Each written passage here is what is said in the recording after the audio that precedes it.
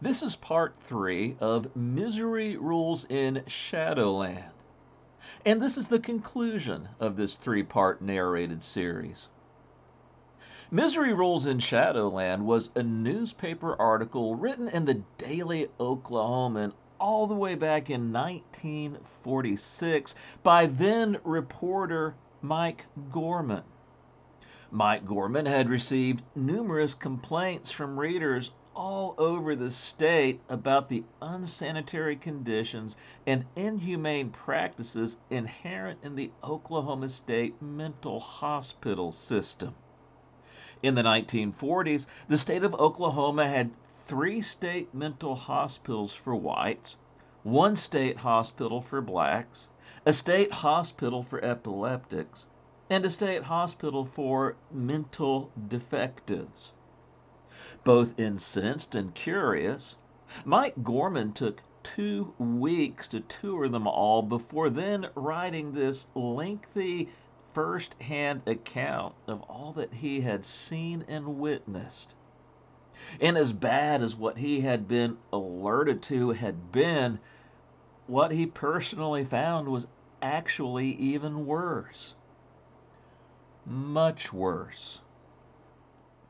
And as Mike Gorman wrote and then printed his lengthy newspaper article about it all, he had no idea just what he was starting and the long personal journey that he was embarking upon. Gorman's article almost immediately ignited a firestorm of awareness and anger regarding how most of the state hospitals were being operated not only in Oklahoma, but throughout most of the rest of the nation at that time as well. And while Gorman wrote his article in the locally prominent Oklahoma newspaper, its scope quickly rose up and went well beyond that point. A pamphlet containing his article was quickly written and circulated throughout the country. Shortly thereafter, the Reader's Digest, which has always had a strong national readership base, also reprinted his article within their publication.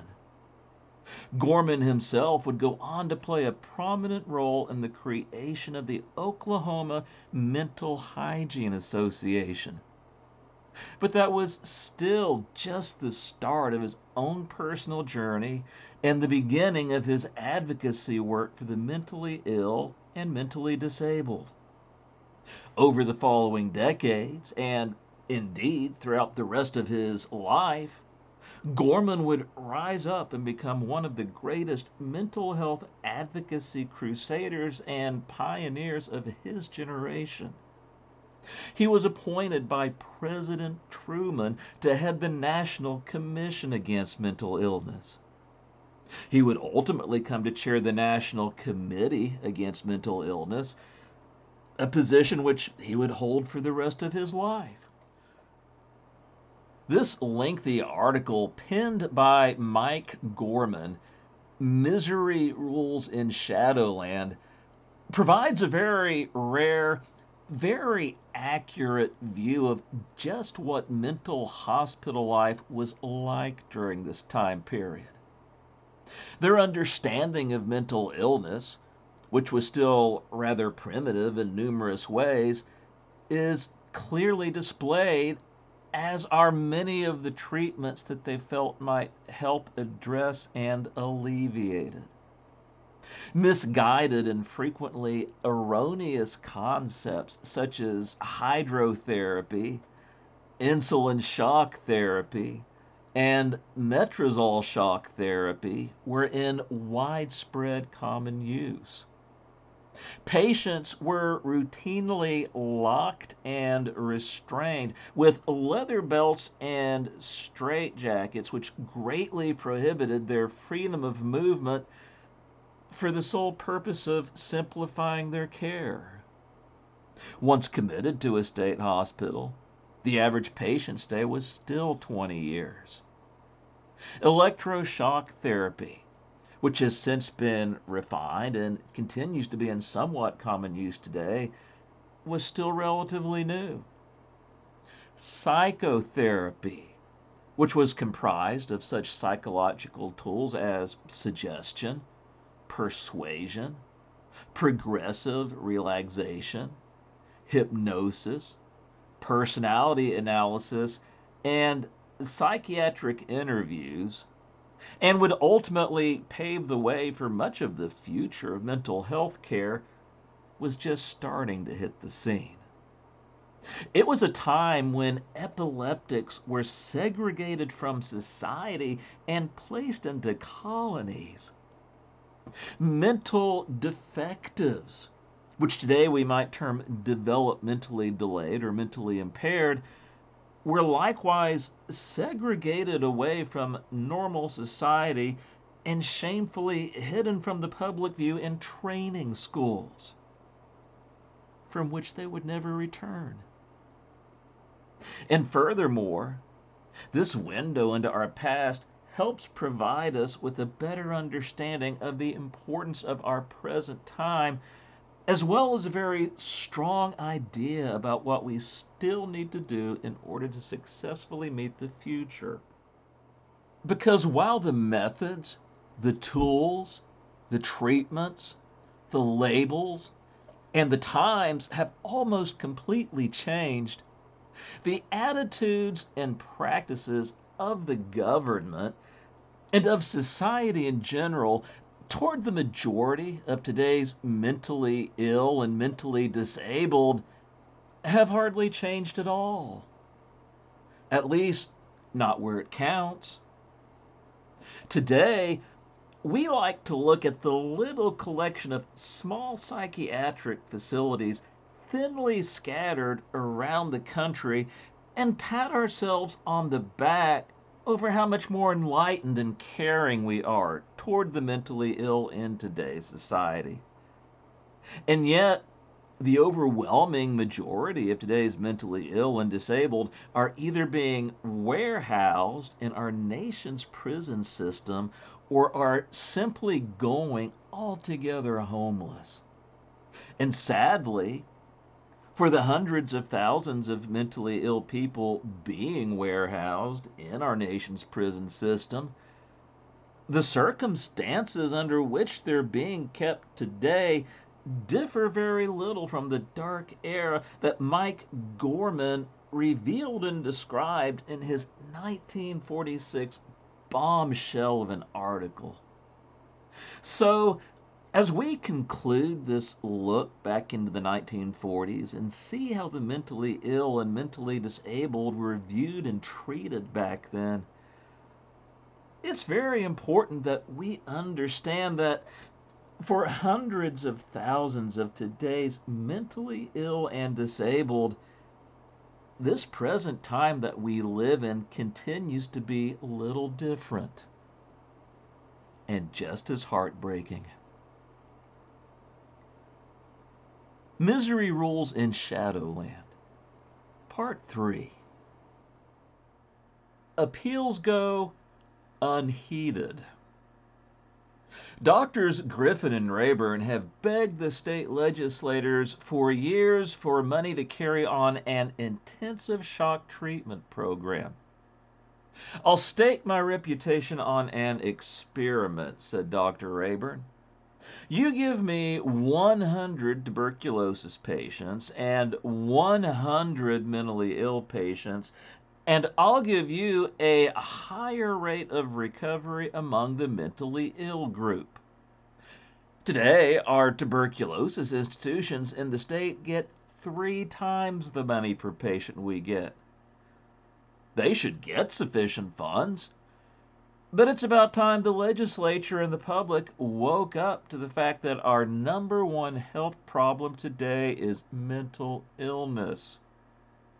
If the situation in regard to shock treatment at Norman is pretty bad, it's 10 times worse when studied in the light of the auxiliary therapies which must be used in connection with shock treatment. Occupational therapy at Norman is farcical. Modern psychiatrists agree that a planned work program, fitted to the individual needs of each patient, is essential in promoting cures. At Norman, with 3,400 patients, there is one occupational therapist, an elderly woman with no training in the field. She presides over a small building where less than 10 patients go through the motions of needlework and rug weaving. The advantages of occupational therapy have been recognized by most major mental hospitals in the country. The patient's mental attitude is favorably influenced. Good habits are induced and maintained. The socialized process which prepares the patient for life in the normal community is accelerated, and the whole atmosphere of the hospital is improved. At Pilgrim State Hospital in New York, there are 100 occupational therapists. Recreational therapy is unheard of at Central State. At the better mental hospitals, gymnastics, sports, rhythmic exercises, and other forms of recreation and amusement are carefully planned in accordance with the needs of the patients.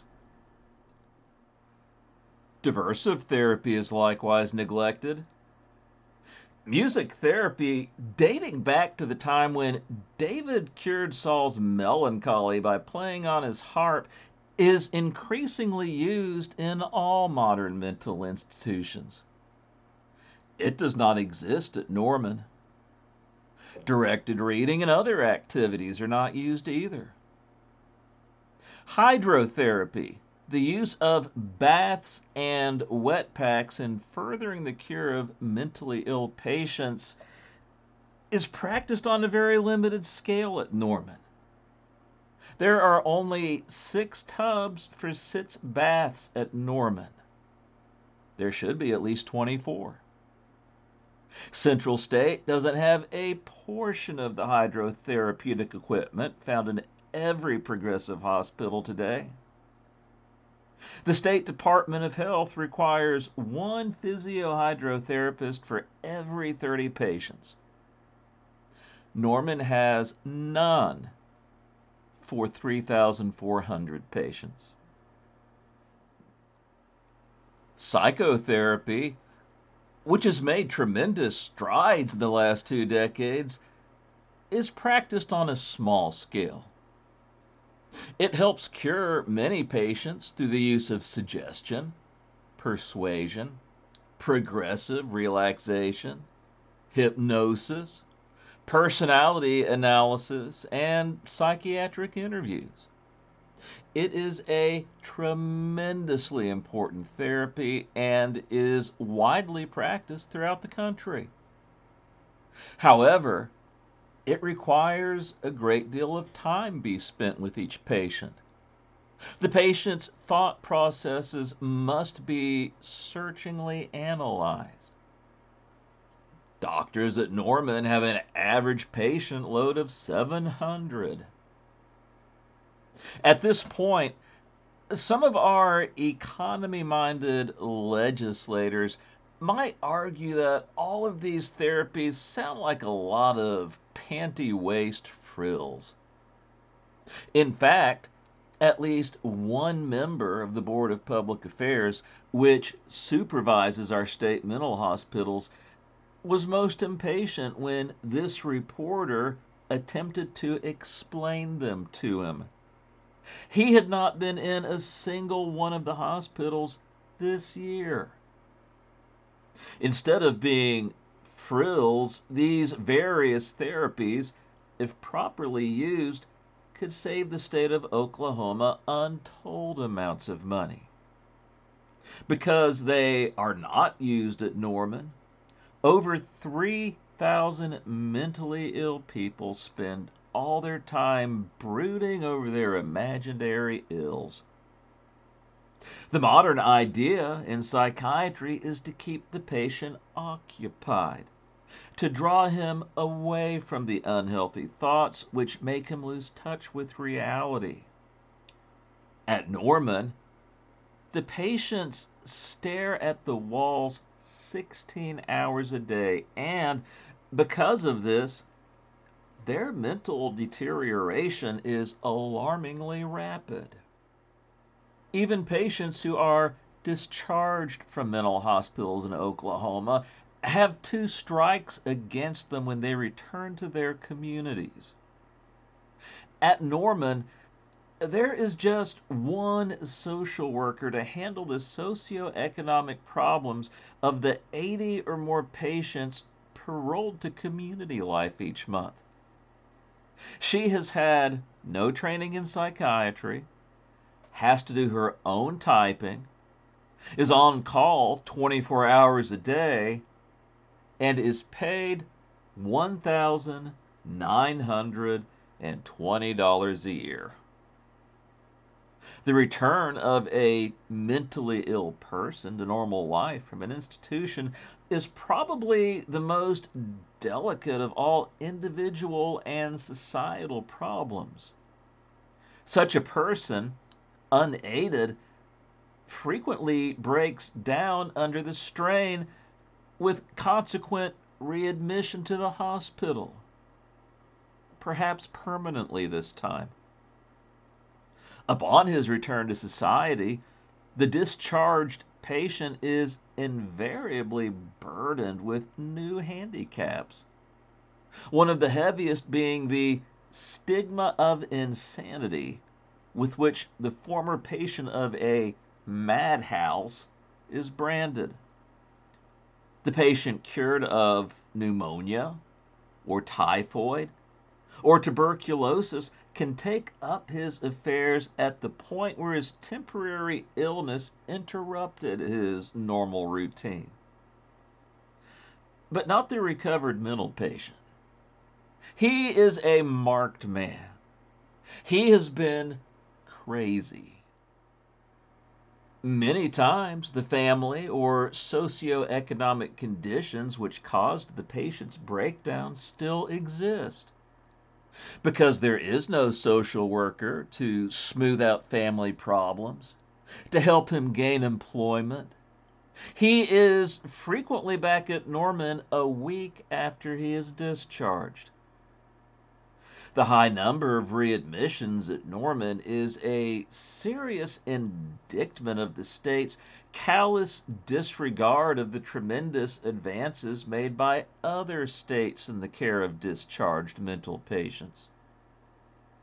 Nor have we discussed the lack of research in psychiatric problems at Norman. Each year brings new advances, new departures in the treatment of the mentally ill.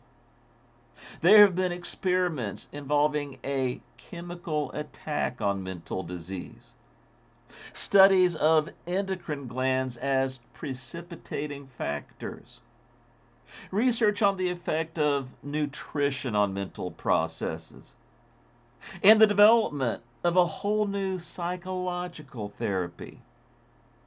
As Dr. Arthur Ruggles states in his Mental Health, Past, Present, and Future, no single school of thought can explain the variety of conditions arising in mental disorders.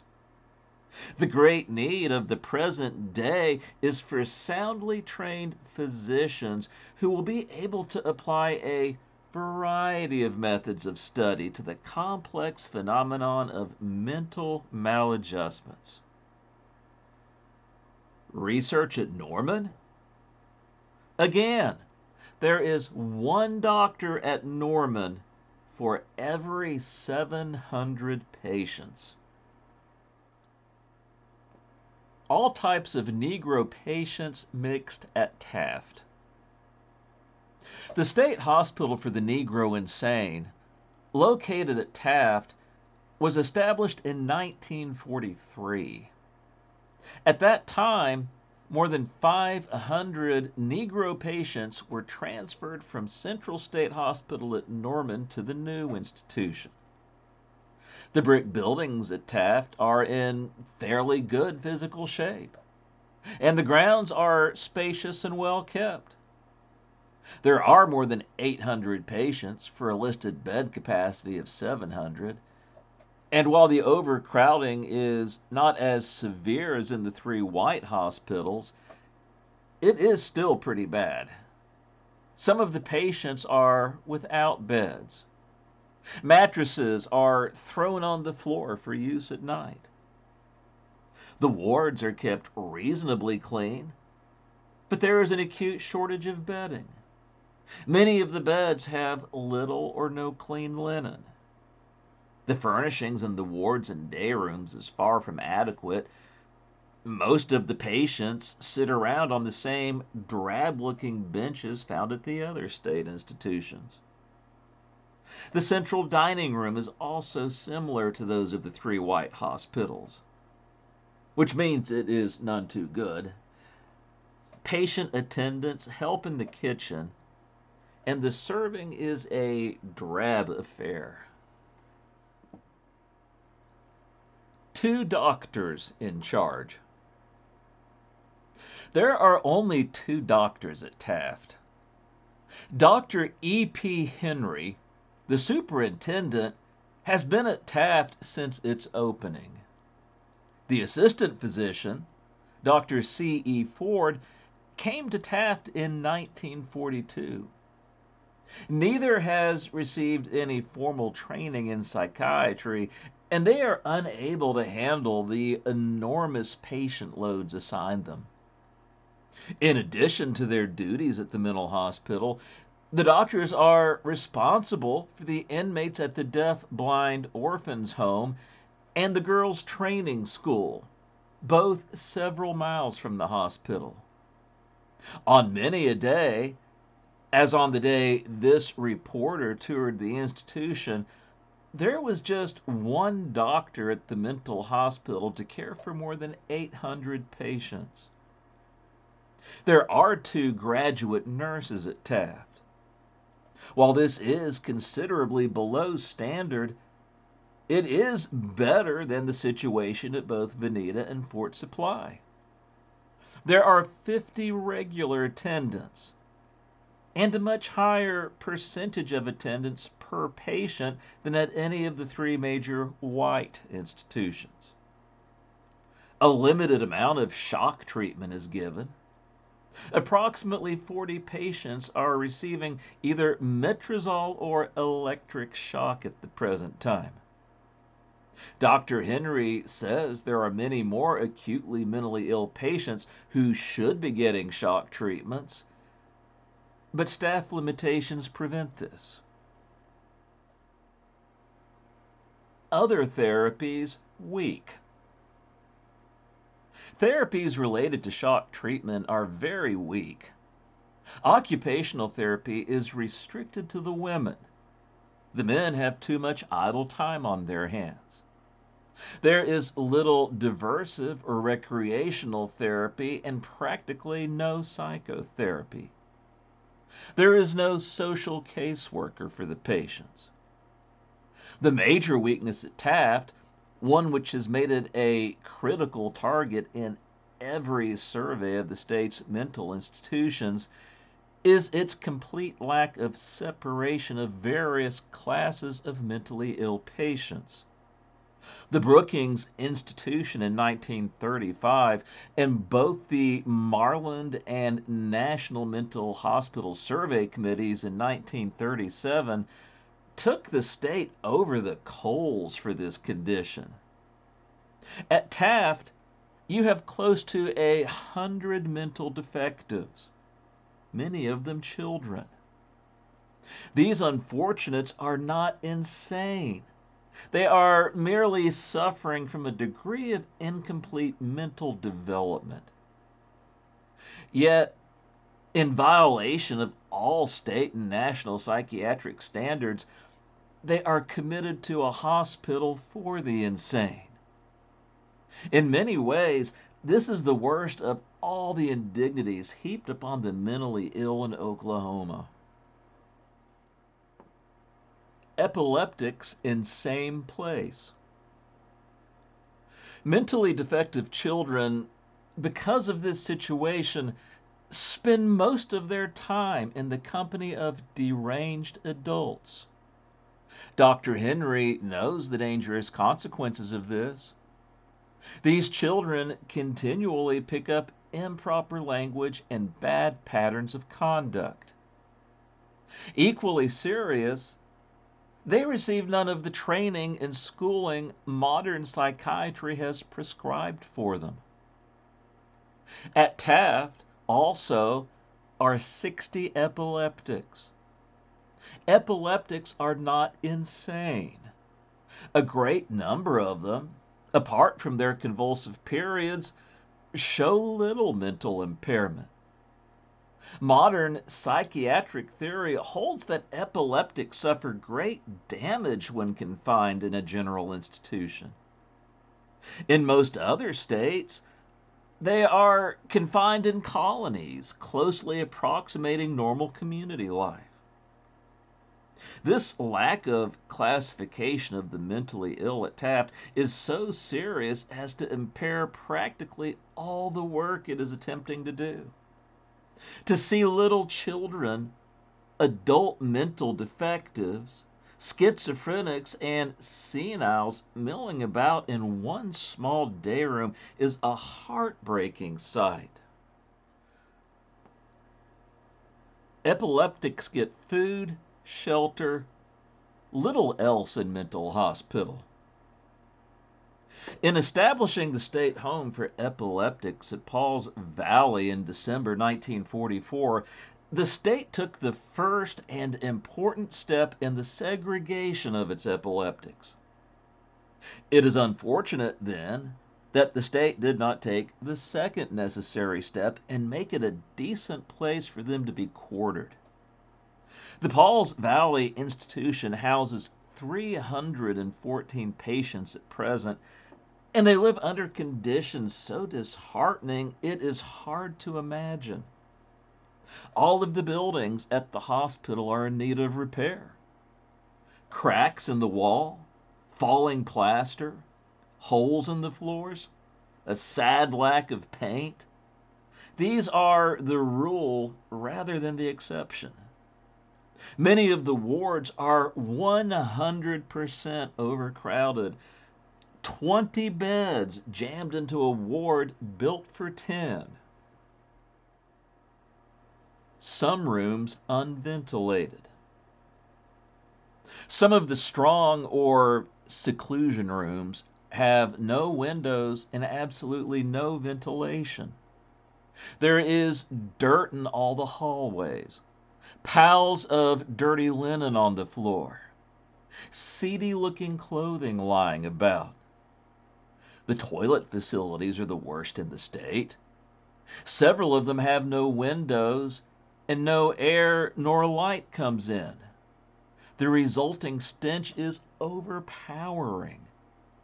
In one toilet, the water stood a foot deep on the floor, and a pile of clothing floated in one corner. The main dining room is completely inadequate, and there are 2 sittings at every meal. The kitchen is as unhygienic as the one at Fort Supply. Dr. Carl Steen is the sole physician assigned to Pauls Valley. Dr. Steen was on the medical staff at Central State Hospital at Norman for 20 years. During the war, he suffered a heart attack because of overwork and was transferred to Pauls Valley. He is an experienced and competent psychiatrist and is most sympathetic to the problems of the epileptic. There are no nurses at the institution and only 25 regular attendants. Patient attendants are used extensively, with the usual results. Situation is dangerous. The shortage of staff personnel creates a highly dangerous situation.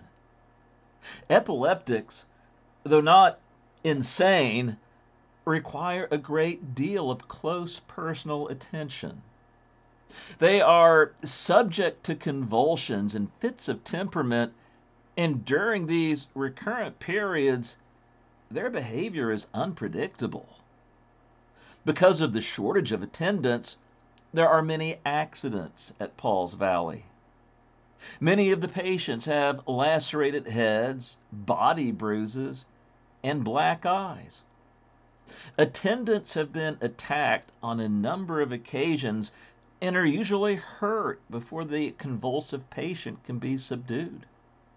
Several nights before this reporter's visit to the institution, one of the attendants had to beat a patient into submission with a flashlight. On a tour of the hospital, this reporter noticed several patients lying about the grounds in convulsive states. One was writhing on the hard stone walk in front of one of the buildings. While it is true that little can be done for patients during a convulsive state, there was no attendant nearby to watch during the attack.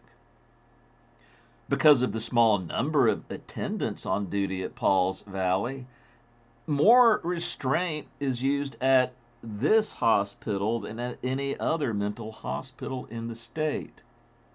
Heavy leather leg belts and locked belts restrain a large number of patients. And there is an excessive amount of seclusion practiced. Shock of little use.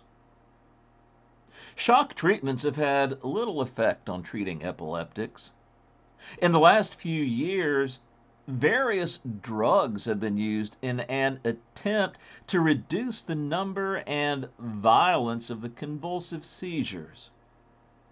The major deficiency of the Pauls Valley Home for the Epileptics lies in failure to provide the occupational and recreational therapies which modern psychiatry insists epileptics must have. In the past 50 years, many states have established epileptic colonies boasting a ramified system of occupations, educational facilities, amusements, and entertainments. These colonies closely approximate normal community life, since the epileptic, apart from his periods of seizures, follows a fairly normal pattern of behavior.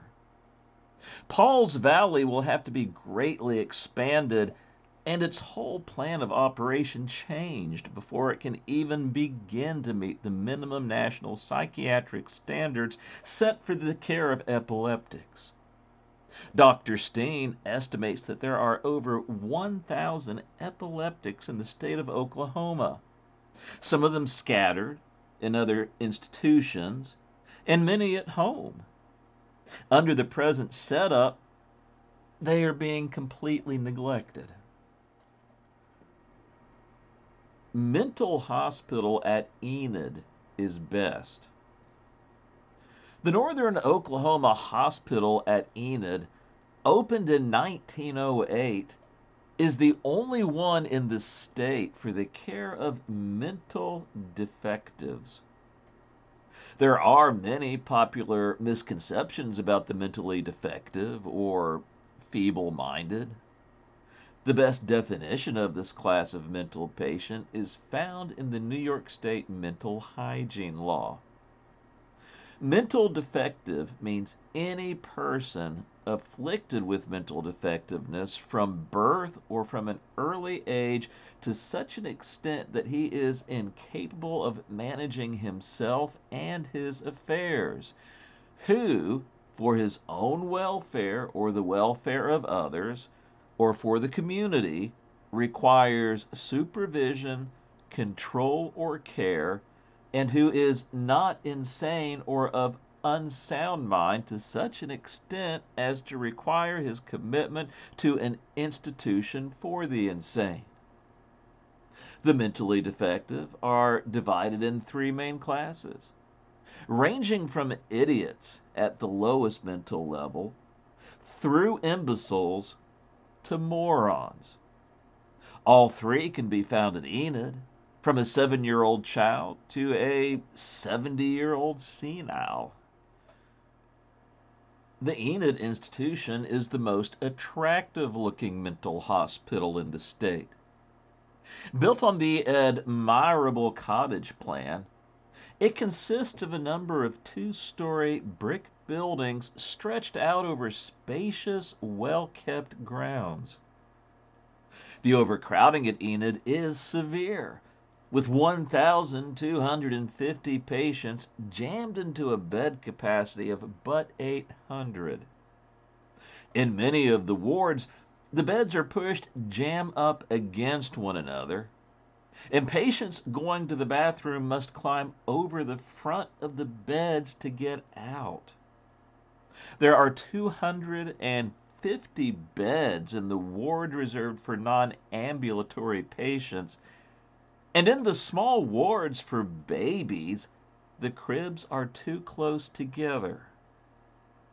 Yet despite the serious overcrowding, the Northern Oklahoma Hospital is a model of cleanliness. Most of the floors have been treated with a rubberized compound and are kept shiny at all times. The walls have been painted recently and are almost free of cracks and dirty marks. There are curtains on all the windows, and the beds, which are washed down and aired once a week, boast of clean white linen. The low-grade wards, where deteriorated mental defectives who are unable to care for the simplest of body wants are quartered, are very good. Though these patients continually soil themselves and have to be bathed an average of 3 times a day, the wards are in almost as good a shape as the ones for the high-grade patients. The 2 wards for epileptics, though badly overcrowded, present refreshing contrast to the dismal filth of the wards at the State Home for Epileptics at Pauls Valley. All of the toilet facilities are clean and sanitary despite the deteriorated condition of a large number of the patients who use them. There are 14 separate dining rooms, one for each building, and everything has been done, including the placement of flowers on the tables to make them as pleasant as possible. Cooking for each of the dining rooms is done in kitchens which are located in the same building.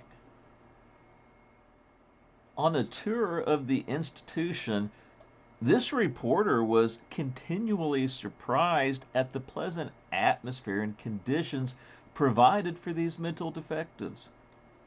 There were airy playrooms with game tables and pictures on the walls. The linen and clothing closets were spotless, with every patient's clothing carefully marked. The attendants wore clean white uniforms, and most of the patients had freshly pressed clothing. Ventilation was excellent throughout. There were few roaches and flies, and there wasn't the slightest evidence of an unpleasant odor in any of the buildings. Miss Anna Dunham is the superintendent of the Northern Oklahoma Hospital, having been appointed to the post by Governor Kerr in 1942. There have been too many changes of administration since the opening of the institution, and it is not unfair to say that there has been too much political intermingling in the affairs of the hospital. There is not one trained psychiatrist at Enid, which is a serious violation of state and national psychiatric standards. Back in the 1930s, there was a medical superintendent and an assistant physician assigned to this hospital. Most modern psychiatrists agree that little can be done to cure mental defectives. But there should be several psychiatrists on hand to deal with behavior problems and training problems. There are 14 matrons, one in each building. They are competent and diligent and seemed imbued with an enthusiasm lacking in most attendants at other mental hospitals in the state. Assisting the matrons are 52 regular attendants, about 50 short of the number needed to handle the patient load properly. Because of the attendant shortage, a large number of the patients have been drafted for work details. The problem of the mental defective lies in the field of education and training rather than in medical treatment, and in some phases of this work, the Enid institution falls down. Franklin B. Kirkbride, son of the great psychiatrist Thomas Kirkbride, put the whole problem well when he wrote, "The feeble-minded are no different from the rest of the population except in degree of mental development, and consequently should not be considered as a class apart, but rather be treated as nearly as possible like human beings." They cannot be cured, but a large percentage of them can adjust and do adjust to varying levels of self-sufficiency in normal society or in institutional life, in spite of the fact that they can never develop above a subnormal mental level.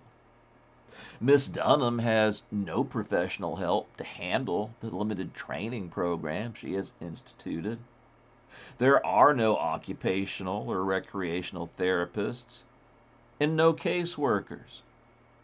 These deficiencies are so serious and so far below minimum standards set by the American Psychiatric Association that they handicap the entire functioning of the Enid institution. At institutions and colonies for the mental defectives in most other states, a comprehensive school program adjusted to the educational level of the patients is carried on. In 1937, both the Marland and National Mental Hospital Survey committees criticized the Enid institution for its weak school program.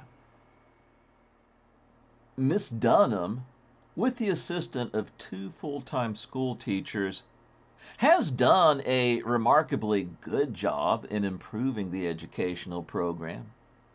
When she took over at Enid, they were actually attempting to teach algebra to the mental defectives. She has substituted a more practical program adjusted to the needs of the various mental classifications. Lessons in the value of money, the writing of letters, and useful facts about the immediate environment form the basis of the revised curriculum. Progressive visual methods are used, and pictorial charts are the best teaching aids. An active occupational program is maintained, despite the lack of a trained therapist. The male patients work in carpenter, shoe repair, painting, and other shops, and do all the repair work around the hospital. The female patients work in the laundry and sewing shops. As one result of this, economy-minded Miss Dunham hasn't had to buy one sheet for the hospital in her 4 years of tenure there. All the sheets are made from flour sacks. Recreational and diversive therapy is used a great deal. In 1937, the National Mental Hygiene Survey Committee chastised the Enid institution for not possessing one set of games. Today, there are stacks of games and several attractive game rooms. Despite the absence of a trained recreational therapist, there is a fine music therapy program at Enid. Miss Dunham drafted the hospital's barber for the work, and he has assembled and trained a 28-piece band. Outfitted in monogrammed uniforms, they give band concerts under the lights for the Enid town folk.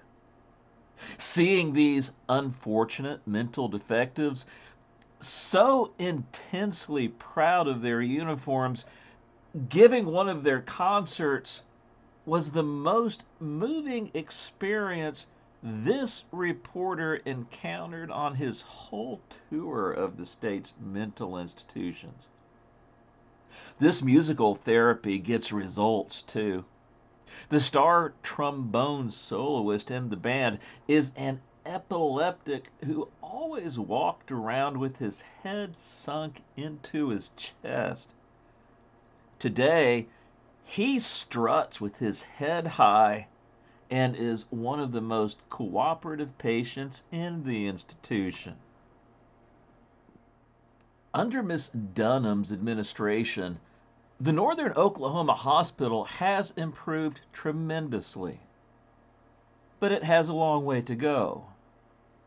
Several new buildings are badly needed because the overcrowding is severe and there are hundreds of mental defectives scattered in other institutions and in homes throughout the state who belong at Enid. The educational and training program must be expanded, for there are a large number of patients who could return to society if properly trained. There is a need for at least 2 occupational and 2 recreational therapists and at least 2 resident psychiatrists. Research into the cause and possible cure of mental defect is making rapid progress, and doctors should be on hand to initiate studies here in Oklahoma. Further, the constant changing of administration is detrimental to the Enid Hospital. The present administration has done an excellent job. Public apathy is given full blame for conditions. Man's inhumanity to man is nowhere so evident as in our mental hospitals. All too frequently, the public is content to delegate its conscience to public officials in order that it may wash its hands of matters which it should make its concern. The loss of the individual to the community through mental ill health is staggering. In its seriousness, it is not approached by any other disorder. In common humanity and respect for the individual, the care of the mentally ill should become a matter of concern to every taxpayer and to every community. This indictment, from the pen of Dr. George B. Stevenson, medical director of the National Committee for Mental Hygiene, hits at the basic weakness in Oklahoma's treatment of its mentally ill. In the fact of an overwhelming accumulation of facts, the majority of our citizenry remains indifferent to the state's #1 health problem. More than 1/2 of all hospital beds in this country are occupied by mental patients. Yet for every $10 expended for physical health services, only $1 is spent for mental health. Each year, the general public contributes about $48 million to fight disease. Cancer, infantile paralysis, tuberculosis, and others. More than $14 million goes to 680,000 tubercular cases. 10 million to 125,000 cases of infantile paralysis, and 1 million to 700,000 cases of cancer. Yet for over 10 million cases of mental illness, a far larger number than all other illnesses combined, we spend $300,000. Less than 1/2 cent of every dollar is contributed to fight mental illness. Still worse, we Oklahomans turn the other way when confronted with figures which show our state to have one of the worst records in the country. We are 45th in per capita expenditure per patient, 43rd in number of doctors per patient, 45th in number of nurses per patient, and 41st in number of employees per patient. Our expenditure is 20 cents a day to feed our mentally ill.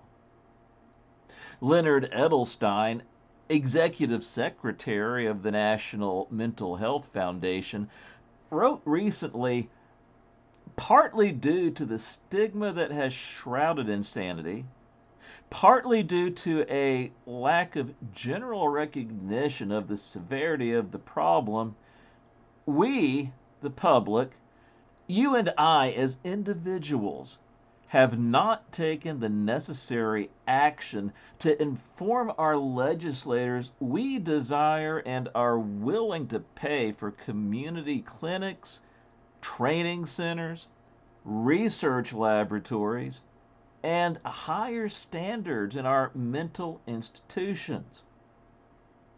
This, then, is the first step. An aroused citizenry must demand that the legislature approach sufficient monies to wipe out the manifold abuses inherent in our system of caring for our mental cases.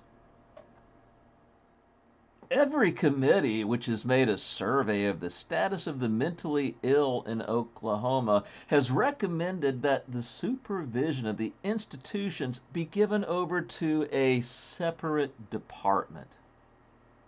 In 1937, the National Mental Hospital Survey Committee wrote, "The board, the State Board of Public Affairs, has more functions than it can properly administer under present arrangements. A board which changes every 4 years, or at any time at the discretion of the governor, has no opportunity for planning consistent development of the state's institutions." No concerted plan for the development of the mental hospitals will ever be possible in this state until political considerations are eliminated and a central department is established by the legislature and equipped in personnel and vision to furnish foresight and leadership. The history of the state hospitals is a history of the shame of political patronage, and Oklahoma is still in a virulent stage of this disease. In that same year, Dr. Grover A. Kemp was quoted in the Marland Report as stating, "State mental hospitals should be administered by a Department of Mental Hygiene, a division of the State Public Welfare Unit of government. This organization should be the supreme governing body having final authority and responsibility and should be composed of men familiar with the problems and needs of mental hospitals." In recent years, a large number of the states have established departments of mental hygiene headed by a mental hygiene commissioner who is an experienced psychiatrist. Ohio, recently the target of an expose in Life magazine because of its medieval treatment of the mentally ill, adopted this plan and has succeeded in eliminating a great many abuses. Third major step, and an absolute must if Oklahoma is to pull abreast of modern psychiatric developments, is the construction of a general psychopathic hospital for the observation and treatment of mental illness in its early stages. Over the years, thousands of Oklahoma's mentally ill have been relegated to the ranks of the incurables because we have had no hospital to treat mental illness during the stage when it can be cured, the first few months after its onset. This psychopathic hospital could be the cornerstone of a complete change in Oklahoma's attitude toward the mentally ill. Instead of emphasizing the costly custody of our mentally ill, the new hospital could spearhead the fight on the prevention of mental illness and its treatment and cure in its first stages. In recent years, we made great advances in catching cancer, infantile paralysis, and other diseases at the outset. The new psychopathic hospital would receive all classes of mental patients for first care, examination, and observation, and provide short, intensive treatment for incipient, acute, and curable insanity. Ample facilities should be available for the treatment of mental and nervous conditions, the clinical study of patients in the wards, and scientific investigation in well-equipped laboratories with a view to prevention and cure of mental disease and addition to the knowledge of insanity and associated problems. Clinical instruction should be given to medical students, the future family physicians, who would thus be taught to recognize and treat mental illness in its early stages when curative measures avail most. Such a hospital, therefore, should be accessible to medical schools, other hospitals, clinics, and laboratories. It should be a center of education and training for physicians, nurses, investigators, and special workers in this and allied fields of work. Its outpatient department should afford free consultation to the poor and such advice and medical treatment as would, with the aid of district nursing, promote the home care of mental patients. Its social workers should facilitate early discharge and aftercare of patients and investigate their previous history, habits, homes and working conditions, and environment, heredity, and other causes of insanity, and endeavor to apply corrective and preventative measures. If it follows the lead of other states, Oklahoma will establish a series of mental hygiene clinics throughout the state. Up until now, Oklahoma has followed the medieval procedure of isolating its mentally ill. Other states go out to the communities and root out mental illness at its source. As a start, a small clinical staff consisting of a psychiatrist, a psychologist, and a social worker could be set up in a general hospital or health center in each of the 3 districts where a state mental hospital is located. Subsidiary to the mental hygiene clinics, at least 3 child guidance clinics are necessary, 1 in each district. Many of the ills and maladjustments of adults can be traced back to childhood.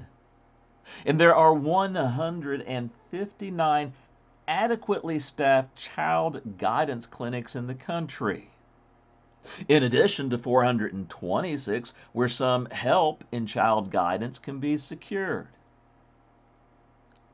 These proposals are much more realistic than any suggested by devotees of a false economy. Until we have a psychopathic hospital to which we can attract and train young psychiatrists equipped in the latest therapies, we shall continue to waste thousands of dollars every year caring for mentally ill patients who could be cured. For every dollar spent to advance knowledge of the cause, diagnosis, and cure of mental diseases, the American people have heretofore spent $100 to care for the known mentally ill. Oklahoma has been criticized in report after report for not having a statewide master plan for care of the mentally ill. Measures have been taken in haphazard fashion through the years. When the master plan is drawn up, it should be submitted to the state legislature for appropriate action. In concluding this series, we can do no better than quote from the recommendations made in 1936 by the National Mental Hospital Survey Committee. To devise plans for the financing of these additional burdens is a perplexing problem, and it will have to be on a long-term basis to carry out the cost of new construction and the additional personnel needed. The provision of adequate treatment is not only an obligation, but it also has its economic value in the more patients will be returned to their normal place in the community in a shorter time. A commonwealth that is developing has an advantage over a more static community in that it can adopt the most advanced ideas in its development and so surpass other communities.